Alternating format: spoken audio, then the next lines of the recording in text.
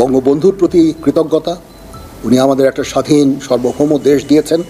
আজ পর্যন্ত পাকিস্তানি কোনো প্রোডাক্ট আমি ব্যবহার করি না। সেই পাকিস্তানিদের মদদে আজ বাংলাদেশকে দখল করেছে এই রাজাকারের সন্তানেরা।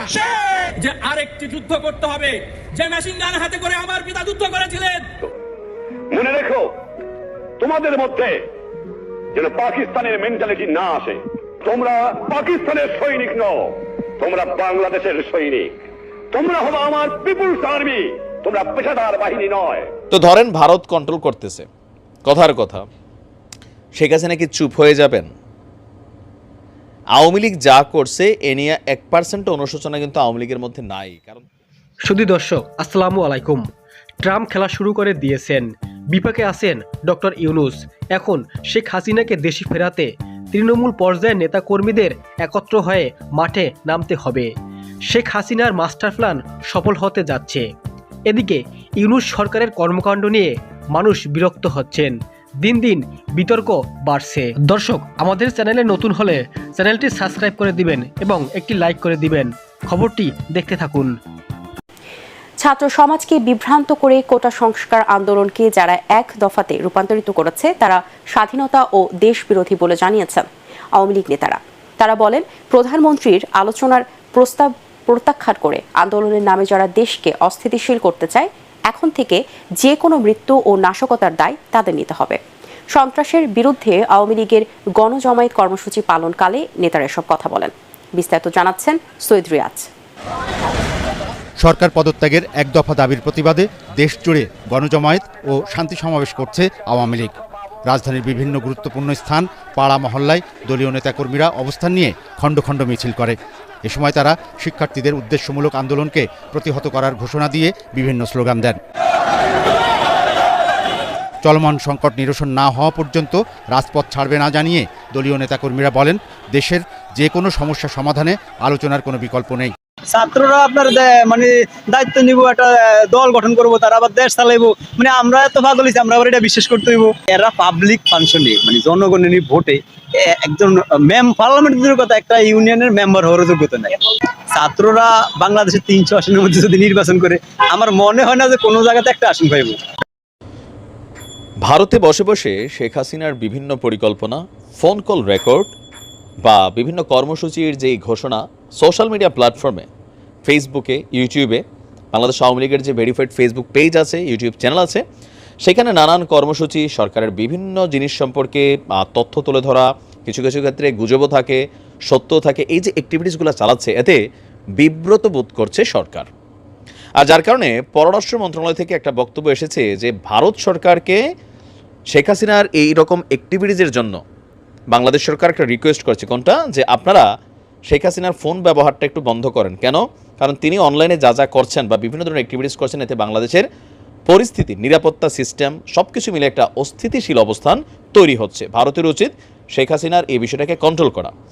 তো ধরেন ভারত কন্ট্রোল করতেছে, কথার কথা শেখ হাসিনা কি চুপ হয়ে যাবেন?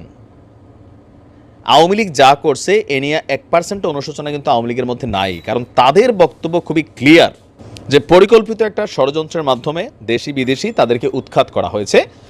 বেসিক্যালি তারা জনগণের সেবক এবং জনগণ তাদেরকে চায়। তবে এই কথাটার মধ্যে অনেকটা ফারাক আছে, এটা ছিল না।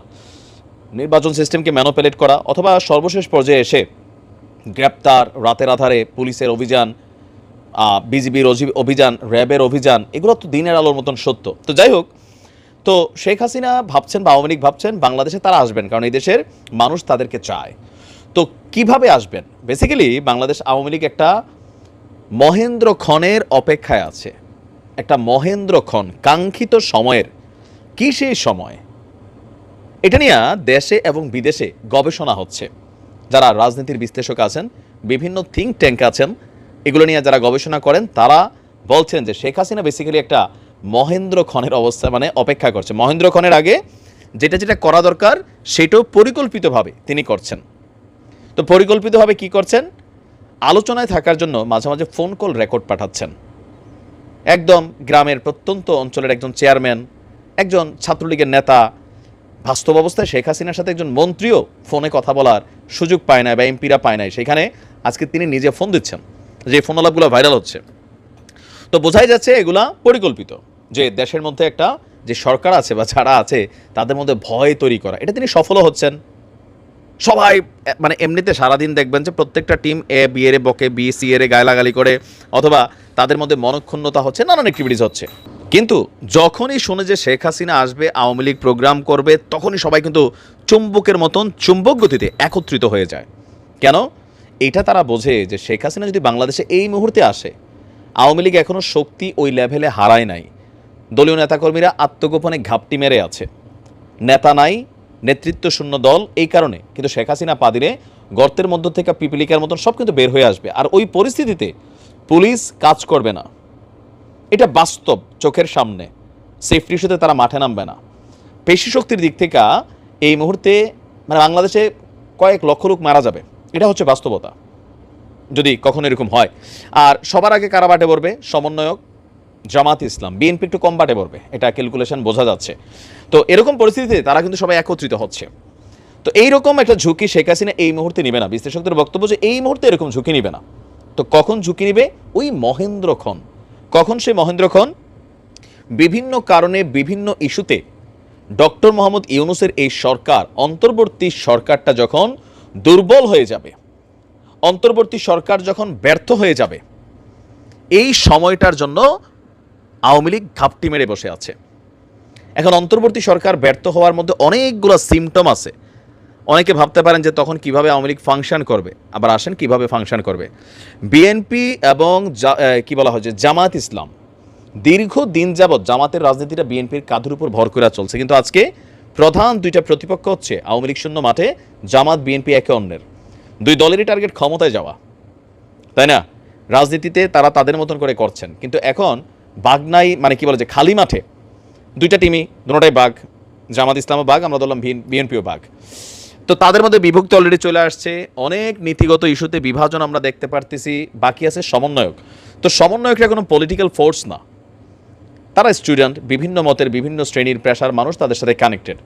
তো তাদের মধ্যে বিভাজন হয়েছে, নানান দিকে তারা ভেঙে গেছে। আহত ছাত্ররা মানে নানান ধরনের অ্যাক্টিভিটিস, উপদেষ্টা নিতে হবে। আপনারা জানেন যে কাফনের কাপড় পরে নাকি নামার পরিকল্পনা করতেছে। আহত স্টুডেন্টের মধ্যে থেকে একজনকে উপদেষ্টা বানাইতে হবে। আরও বিভিন্ন জায়গায় উত্তরবঙ্গ থেকে আওয়াজ উঠছে, আমাদের এখান থেকে না এলে উত্তরবঙ্গ ব্লকেড হয়ে যাবে। এই যে অ্যাক্টিভিটিসগুলো, তাদের শক্তির বিভাজনের দৃশ্যপট। আমজনতা, দ্রব্যমূল্যের ঊর্ধ্বগতি জনগণের ধৈর্যকে নষ্ট করছে। কেউ কেউ বলছেন আগেই তো ভালো ছিলাম, ধান্দাও ছিল, খরচও করছি, এখন ধান্দা নাই, খরচ তো বাই করতে হয়। সরকার ট্যাক্স কমাই দিয়েছেন, জিনিসপত্রের দাম কমতেছে না, সিন্ডিকেট ভাঙতে পারতেছে না। আবার অন্তর্বর্তী সরকারের অনেক উপদেষ্টা যারা আওয়ামী লীগের সময় আওয়ামী লীগের তাবেদারি করেছেন, তারা এখন এখানে কানেক্টেড হয়ে গেছেন, তাদেরকে নিয়ে চলছে। ওদিকে চরমনাই হুজুর বাংলাদেশ ফজল করিম, তারা আওয়াজ দিচ্ছে উপদেষ্টা ফারুকের যদি না সরায় রাজপথে নামবে। ইউনূস সরকারকে প্রত্যেকটা রাজনৈতিক দল নানানভাবে হুমকি ধামকি দিচ্ছেন। ইউনূস সরকারও নিজে বলে ফেলছেন যে অন্তর্বর্তী সরকারের মেয়াদ যত কম হয় ততই মনে হয় ভালো। এটা হচ্ছে ফ্রাস্ট্রেশনের একটা বহিঃপ্রকাশ। প্রথম দিকে কিন্তু এমন ছিলেন না। তিনি বলতেন যে জনগণের নির্বাচনের জন্য দিন তারিখ ঠিক করবে, সংস্কার একটা বিশাল প্রক্রিয়া। তো সংস্কার ও দৃশ্যমান কোনটা হচ্ছে? কিছুই হচ্ছে না। প্রশাসনে বিভিন্ন জায়গায় কাজ হচ্ছে না। আসিফ নজরুল ইসলাম বলছেন আরও অনেক সময় লাগবে। রাজনৈতিক দলগুলো সময় দিতে চাচ্ছে না। জনগণ, আইনশৃঙ্খলা বাহিনীর চরম অবনতি হয়েছে। আইনশৃঙ্খলা পরিস্থিতির বিভিন্ন জায়গায় লুটপাট চলছে। বিএনপির একাংশের নেতাকর্মীরা এগুলা করছে, নিজেরাও লাগালাগি করতেছে। আবার আওয়ামী লীগও বিভিন্ন জায়গায় পরিস্থিতিকে আপনার কন্ট্রোল নিয়ে নিচ্ছে। এই সকল কিছু মিলিয়ে এই যে একটা অস্থির সিচুয়েশন, যে কোনো সমস্যা এই সরকারটা ফ্লপ করবে। জনসমর্থন হারাচ্ছে, 100% হারাচ্ছে। আর হারাবে এটা তো স্বাভাবিকই। দেখেন শেখ হাসিনা ইস্যুতে তারা সবাই একজোট। শেখ হাসিনা একা বনাম সবগুলো রাজনৈতিক দল। এখন যখন ক্ষমতার ইস্যু আসে 5 জন 5 পথে। যখন 5 জন 5 পথে, আওয়ামী লীগের সাথে A B C D E যে কোনোটা কিন্তু আস্তে আস্তে ঘেঁষবে। কারণ আওয়ামী লীগের তো ভোটার আছে না? আছে। এই নির্বাচনের প্রয়োজনে বিএনপির জিতাইয়ে দিবে, অথবা জামাতের সাথে যে ঠিক আছে আমরা সাপোর্টটা তোমাদেরকে দিলাম। একটা কনফিউশনে আছে এই 5টা দল। এরকম সিচুয়েশনে আইসা ফাইনালি হঠাৎ করে যেদিন অন্তর্বর্তী সরকার ব্যর্থ হবে, তখন আবার আওয়ামী লীগ ওই যে রাখাল এবং বাঘের গল্পটা একদিন বলছিলাম, সেরকম কিছু ঘটবে বলে রাজনৈতিক বিশ্লেষকরা নানানভাবে নানানজন মত দিচ্ছেন। হুট করে তখন শেখ হাসিনা দেশে আসতেও পারে, আইসা দিনে জেলেও যাবেন। কিন্তু শেখ হাসিনা দেশে আসা, জেলে যাওয়া, এই সরকারের জন্য এই পরিস্থিতিতে এটাকে কন্ট্রোল করা খুবই হার্ড সিচুয়েশন। যারা বলছেন রাজপথে জীবন দেব, যে জীবন কে কতবার দিবেন। যখন আওয়ামী লীগ ফেস করবে, এখন তারা কিন্তু ক্ষমতায় নাই, সরকার নেই, সরকার থাকলে জবাব দিতে আছে, বিরোধী দল তো তার জবাব দিতে নাই, তখন এই দেশে অনেক মানুষ মারা যাবে, এরকম একটা পরিস্থিতি তৈরি হয়ে যাবে। আর এটা ক্ষমতার জন্য আওয়ামী লীগ করবে, এটা হচ্ছে বাস্তবতা। এখন এর ভিন্ন রকমও ঘটতে পারে। পজিটিভ দিক এমনও হতে পারে যে ডক্টর মোহাম্মদ ইউনূসের সরকার ফাংশন করেছেন, খুব দ্রুত তিনি পরিস্থিতি কন্ট্রোলে নিয়েছেন, আইনশৃঙ্খলা বাহিনীর উন্নতি হচ্ছে, দ্রব্যমূল্যের দাম কমে যাচ্ছে, সমন্বয়করা একত্রিত হয়ে গেছেন, বিভাজন নাই। এগুলা যদি হয় তাহলে আওয়ামী লীগের ওই অপেক্ষাটা শেষ হবে না, এর আগে নির্বাচন হয়ে যাবে। আর যদি এটা না হয় তাহলে অনেক কিছুই ঘটতে পারে সামহাও।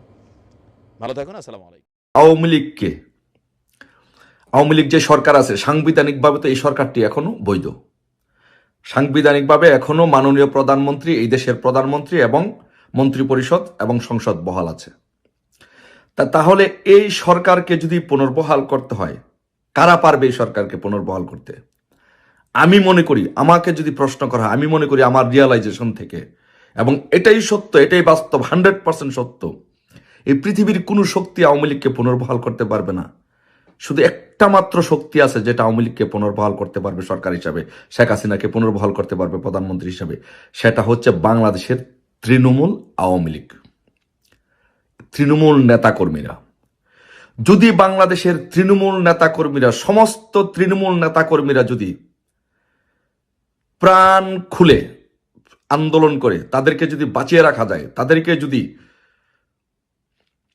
কাজে লাগানো যায়, তাহলে তারা যখন রাজপথে নামবে, তখন এই বিদেশের বাংলাদেশের যত শক্তি বলেন, যত জঙ্গিবাদী শক্তি, যে কোনো শক্তি বলেন, তারা ৭১-এর মুক্তিযুদ্ধের মতো পালিয়ে যাবে।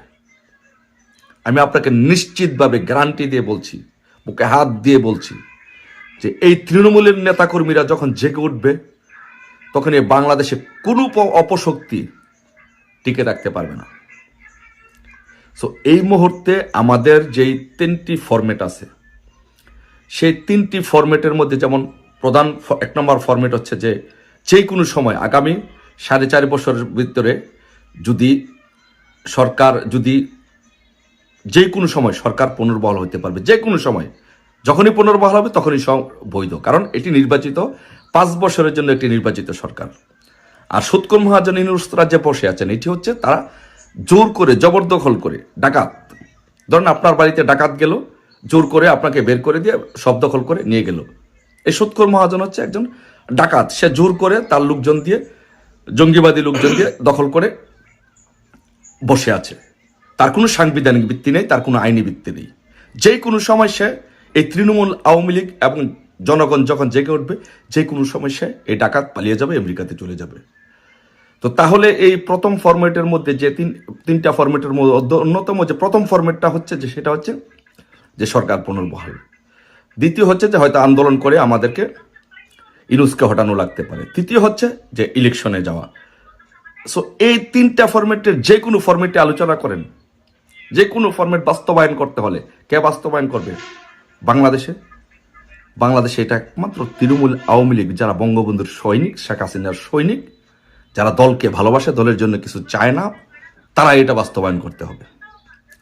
তো তাই আমি বারবার আওয়ামী লীগের নেতাকর্মীদেরকে, আপনাদেরকে খারাপ ভাষায় বলি না, অনুরোধ করি, 2 হাত জোর করে অনুরোধ করি আপনাদের কাছে। আমি বিশ্বাস করি যে ভালোবাসা হচ্ছে পৃথিবীতে সবচেয়ে বড় শক্তি। জোর করে, জবরদস্তি করে, আপনাদের সাথে খারাপ ব্যবহার করে, আলটিমেটাম দিয়ে হয় না। শুধু দর্শক, এতক্ষণ ভিডিওটি দেখার জন্য আপনাকে অনেক ধন্যবাদ। টানা 1.5 দশক ক্ষমতায় থাকাকালে কিছু ভুল করার কথা স্বীকার করছেন আওয়ামী লীগের শীর্ষ নেতারা। বাহাউদ্দিন নাসির বলেন, আওয়ামী লীগ তো আসমান থেকে আসা কোনো দল নয়, আমরা সবাই মানুষ, কাজেই দেশ পরিচালনার সময় কিছু ভুল হওয়া স্বাভাবিক, কিছু ত্রুটিও তো থাকবে। তিনি আরও বলেন, আমরা এখন আত্মসমালোচনা করছি, যেসব ভুল করেছি সেগুলো থেকে শিক্ষা নিয়ে আসতে চাই আমরা। অনিয়ম, দুর্নীতি, জমি দখল, অর্থ পাচারের মতো অপরাধ প্রসঙ্গে বাহাউদ্দিন আরও বলেন, আওয়ামী লীগ সবসময় এগুলোর বিরুদ্ধে ছিলেন এবং কঠোর ব্যবস্থা নিয়েছিলেন। দর্শক, আপনাদের কি মনে হয় আওয়ামী লীগ কি আবার পরিশুদ্ধ হয়ে আবার বাংলাদেশে রাজনীতি করতে পারবেন? আপনাদের মূল্যবান মতামত কমেন্টস করে জানাবেন এবং আমাদের চ্যানেলে নতুন হলে চ্যানেলটি সাবস্ক্রাইব করে রাখবেন এবং একটি লাইক দিবেন। সকলে ভালো থাকবেন, সুস্থ থাকবেন। ধন্যবাদ।